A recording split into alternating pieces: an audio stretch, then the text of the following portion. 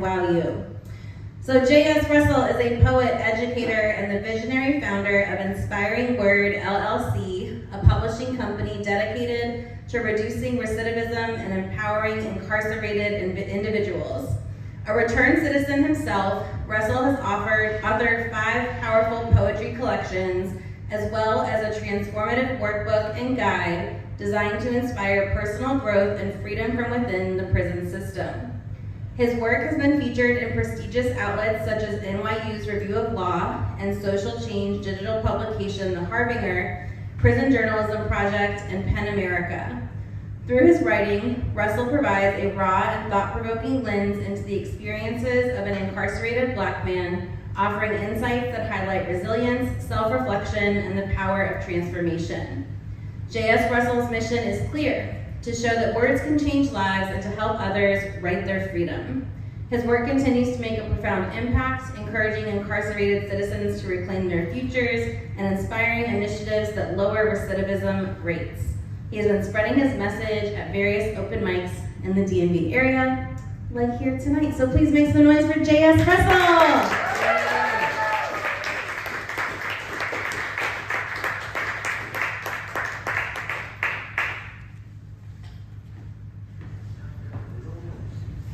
So I appreciate y'all, everybody showing up.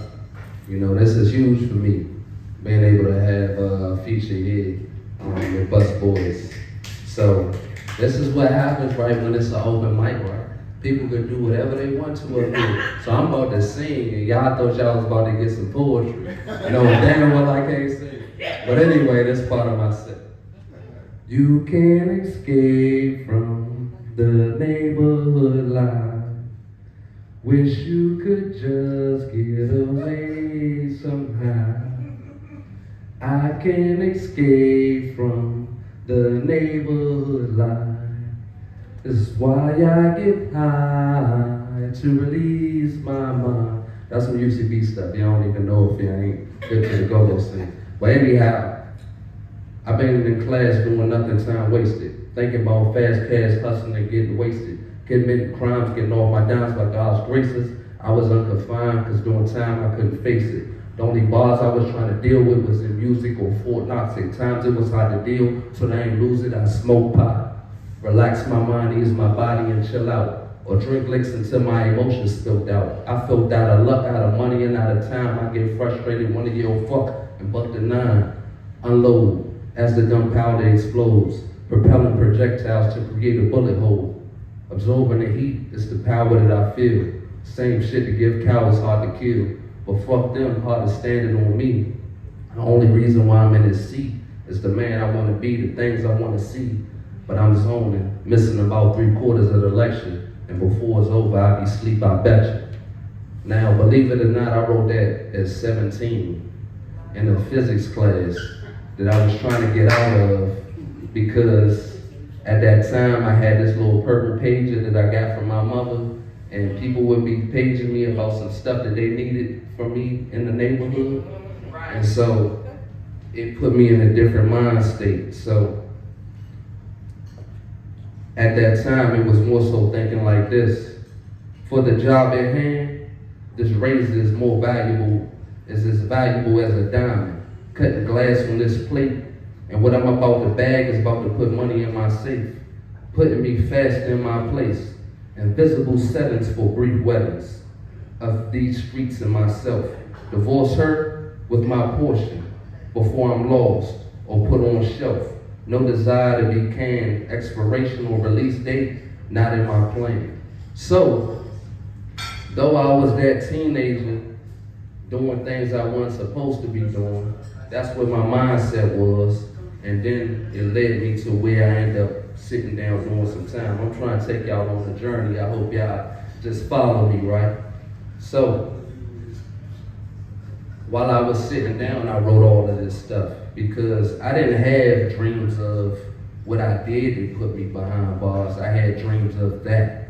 Like once I made the commitment, it was like I'm not gonna go back to that. So I might be like, oh no, I ain't selling no more of that. But yeah, this is another poem called Purple. It started with my mom's old purple pager. Prince playing Purple Rain, playing the guitar in Purple Rain. I love my purple Adidas track jacket. I wear it with my Adidas sneakers that were gray, white, black, orange, and purple. I smoked exotic, but I wasn't sure if it was purple. The folks who sold it to me may have said that it was. I rolled it in a grape cigarella. My shirt wasn't purple, more like pink. Still they called it purple drink. Purple, the color of royalty. That's me, Regal Russell. I like to name my son Royal, after his great-grandfather, Roy Slade Russell. Blood that's been out of the body appears purple, which is curious because it's blue in the vein and red when you bleed. Blue and red makes purple. I had a Jimi Hendrix Purple Haze t-shirt that formed his face out of purple smoke. I love the color purple, which I seen on Off-Broadway, the movie, and read the book. The God is trying to tell you something seen always makes me tear up. Black lights are purple, so are bruises, or black eyes. I like to see the sight of purple out of my eyes. Repeatedly watching Purple Rain, loving the music. It's something about my state, the way I think, and how I feel. Not blue, not the red of rage or passion, not yellow of love. No longer am I green and naive. I did time in oranges. My race is human, but categorized as black. My skin is a light shade of brown, but my being is purple. I wouldn't even claim it as my favorite color, but put me in purple. Where I am is purple. Never meant to cause you any trouble. Never meant to cause you any pain. Man, I watch that joint over and over, man. So look, while I was in, right, a sister was helping me out doing, and oh yeah, I got all these books over here. I didn't self-publish it while I was in, but one of the joints which was Live from the Pen, which I had redone, she was like, man, you gotta have like a brand or something. And I've been doing this, and I'm like, man, writing freedom, that's my brand. But she was like, nah, do something like a play on the words. So it was like, instead of Langston Hughes like the color. So I was green until I learned. I was black before I got burnt. I've been blue, blue, but the world turns. I licked the pink until she squirmed. Dealt with white, so I earned. Chopped yellow, and though it got me in trouble, the medication of various colors helped my money triple double. I wore orange in the city and county. The hood was bloody red where they found me. Wrote purple in one of my books. Just another brown child who turned crook, excuse me. Yeah, so being in this area, right, come up, the go-go, like I sung in the first joint, but it's certain things like came up, not sure if y'all familiar with Backyard, you had that joint. Y'all niggas think you're living and you can't die. Keep running around screaming that thug life. And unfortunately, like where I work, dealing with the juveniles and stuff, like they really picking up them pistols. And they think it'll save them, but a pistol ain't gonna save you. You can get smoked with that joint. You know, but I was once one of those young ignorant dudes, and I'm gonna tell you about it. My confessions. These are my dark confessions. A young man with coke and heroin ambitions. Rain fury on transpasses for vindication and enjoy myself in tropical locations. Various exhibitions with different women, pursuing pleasure with few inhibitions, increasing possessions and profit while getting away with killing. Then retire to a calm and legal living. What's the pursuit if not for power? To accomplish one's own will is much to be desired. Who doesn't want things to have and own? I will be no liar. Is this the base me? If so, how do I get higher? Ironically, it seems to ascend, I must suffer. So far, that seems to make me a scornful motherfucker. I bow my head, help me, I utter, professing to love God, but how can I if I don't love my brother?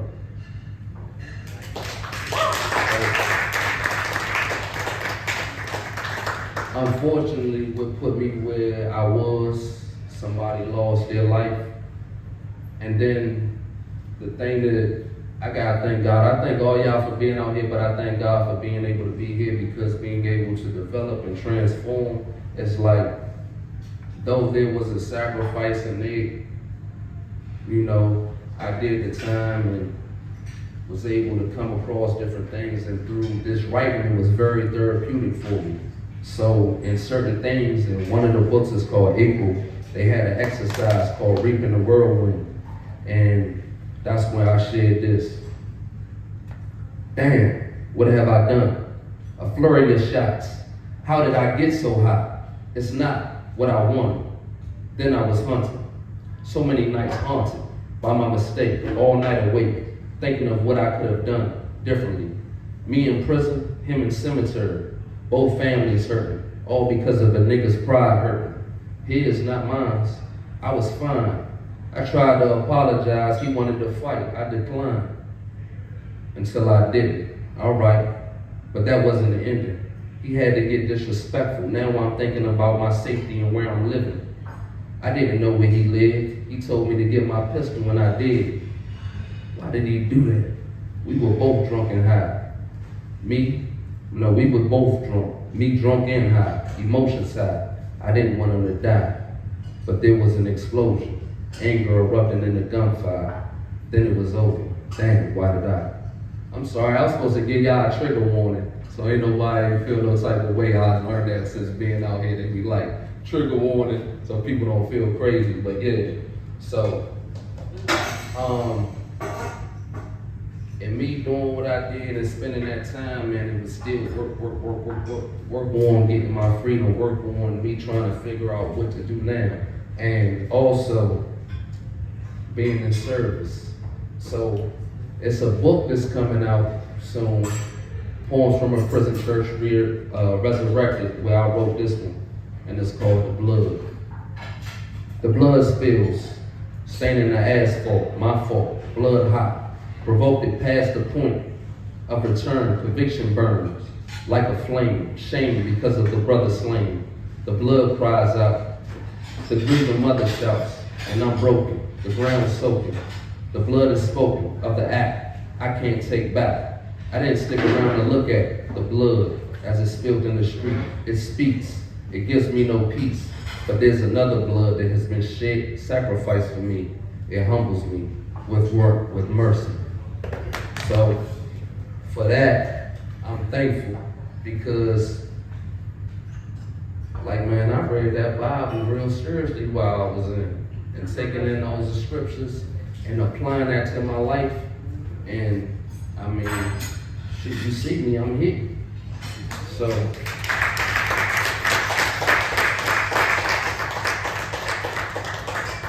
and doing all of that still, man, at time, it's experienced certain things, and then I wonder about certain things, and that's where this comes from. Never thought. My mother probably never thought she'd raise a killer.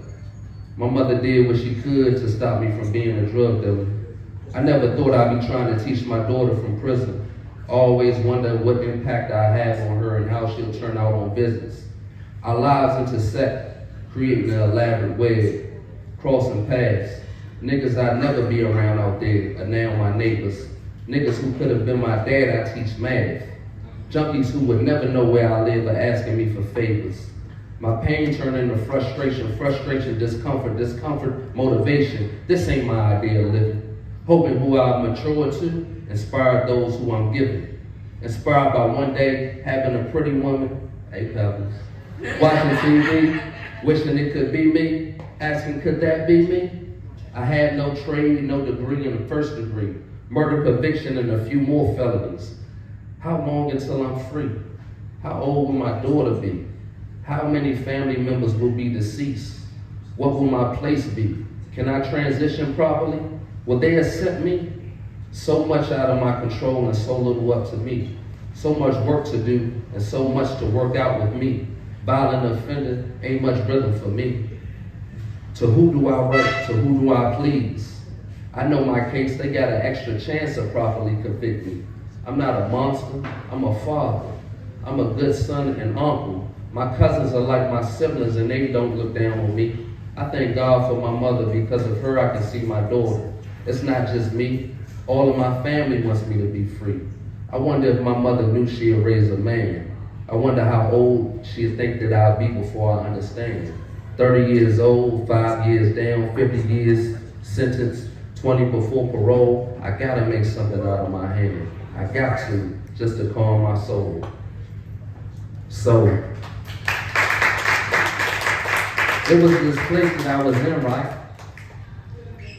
Seal buddy right there, old Seal buddy Bond. I gotta shout him out.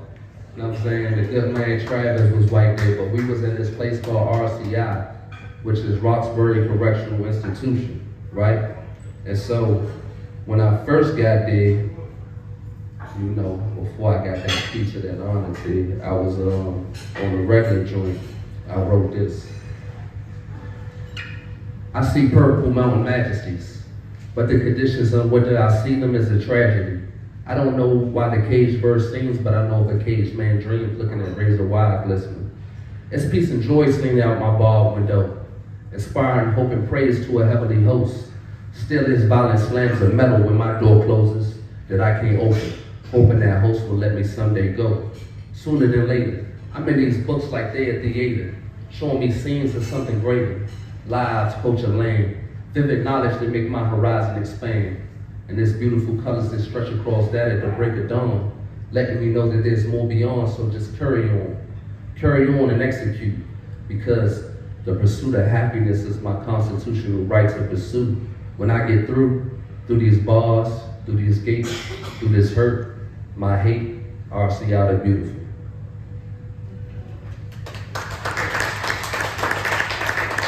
So I wish my man stuck around and kept on calling me Common, right? I don't know where his ass at now. Give me a chance to fire him up. But yeah, so, you know what's crazy is, often on the compound, niggas will say, you look like Common. Even COs will say, you look like that actor, not having knowledge or common sense to rapper. Often tell people, common sense ain't common. I even feel like that about dudes. Well, excuse me, common sense ain't common. Dudes with different points of views and backgrounds. People just don't think the same. I even feel like that about the dudes. The man that they say that I look like ain't common, and here's what I'm saying. Dude came from the hood, became a B-boy, rapped and made it to the silver screen. That's right. Mom moved me from the hood. I became a D-boy, sold crack and left murder scene. To me, old boy is exceptional. He has done what he did. Playing a role opposite of Paula Patton with her fine ass. Having a relationship with Eric and Serena with their beautiful, thick, bad asses. They're having the good fortune of being part of hip-hop and cinema classics. That's uncommon. Being a black man in prison, that's common. Being a user and distributor of narcotics, that's common. Leaving a woman behind to raise a child, that's common. Using violence and leaving a mama crying, that's common. I guess that makes me a common nigga, common motherfucker. So when people say, you look like, I don't have no problem with finishing that for them, tell them, yeah, it look like common. I wouldn't mind that at all. To be in his shoes, using my words, to being on stage, motion pictures and commercials. Yeah, nah, I wouldn't mind that at all. I don't mind for people to say that I look like common. I just rather be in a common nigga. I'd rather be uncommon.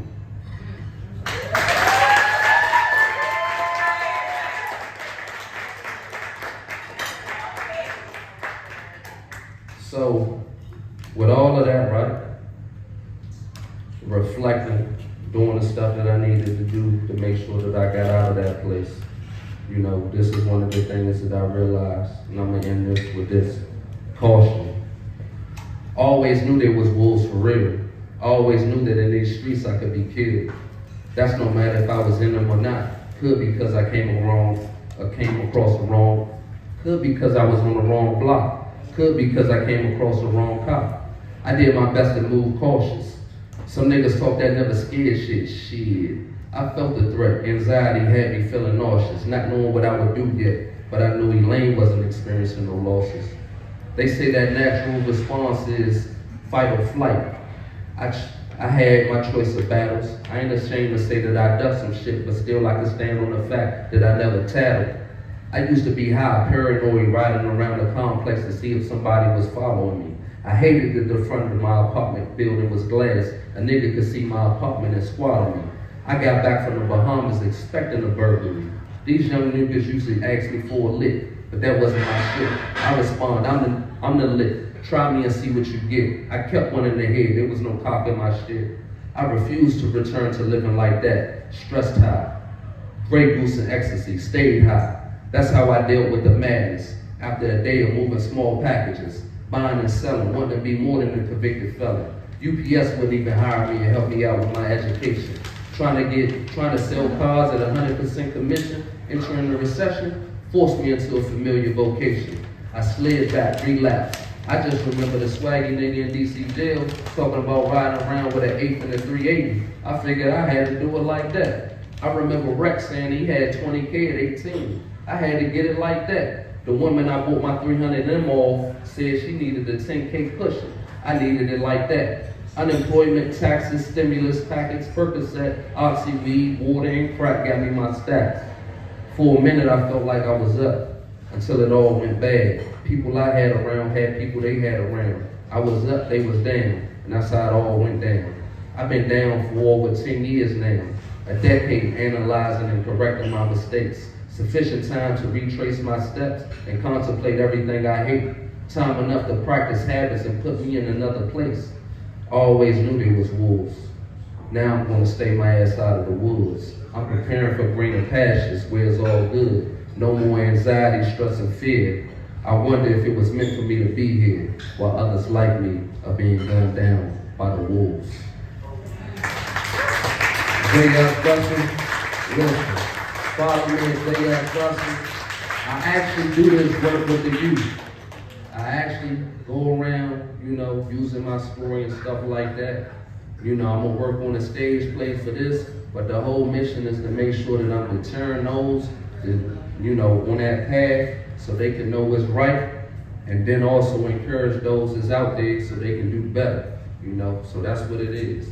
All right, thank you for this opportunity. Thank y'all for coming out to church.